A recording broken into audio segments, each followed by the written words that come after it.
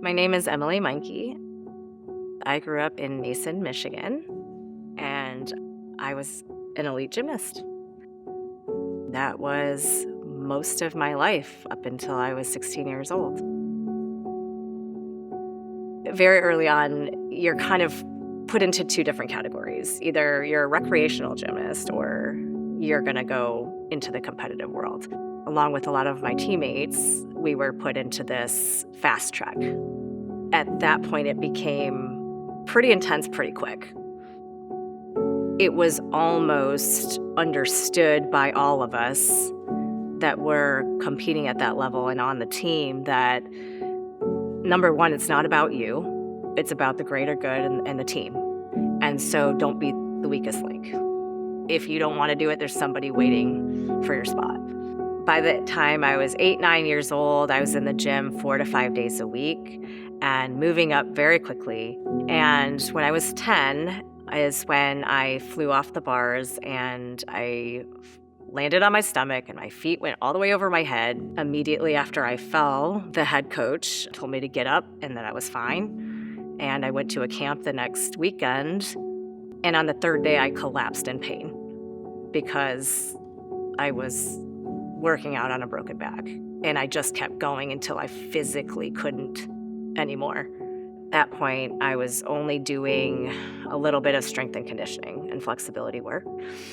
And it was after that that Larry was put in charge of my physical therapy.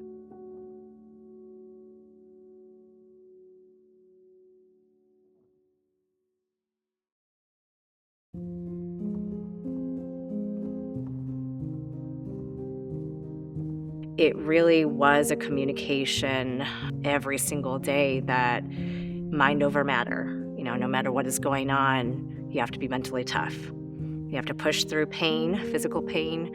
You have to push through emotional pain and mental stress. And so there was no questioning. There was no speaking up.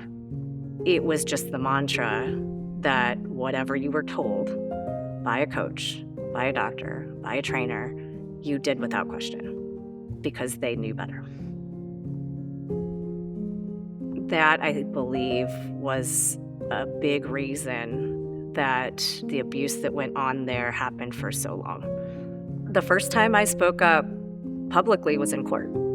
As much as I had been on some big stages in the athletic space and dealt with a lot of pressure, I had never felt that kind of pressure before. I went from nobody knowing to the entire world knowing in an afternoon.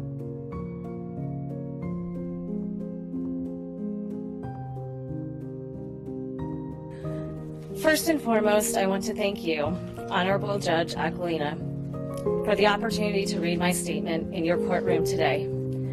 For the last 25 years of my life, a quarter of a century, I've struggled to cope with this piece of my past. I've buried the emotions deep inside in hopes that eventually it would all just go away. In some ways, I felt incredibly supported because I had a room full of other survivors and parents and family members that I knew were there to support me.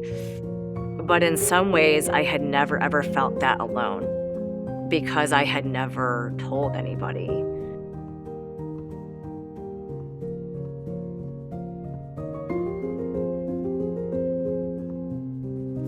I'm outraged that you used your profession and your status to systematically take advantage of me and the many, many young girls year after year.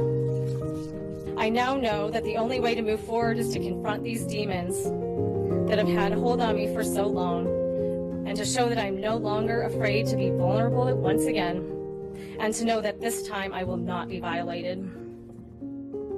When I left that courtroom, I felt like something inside of me finally left my body. This secret that I had been keeping finally left.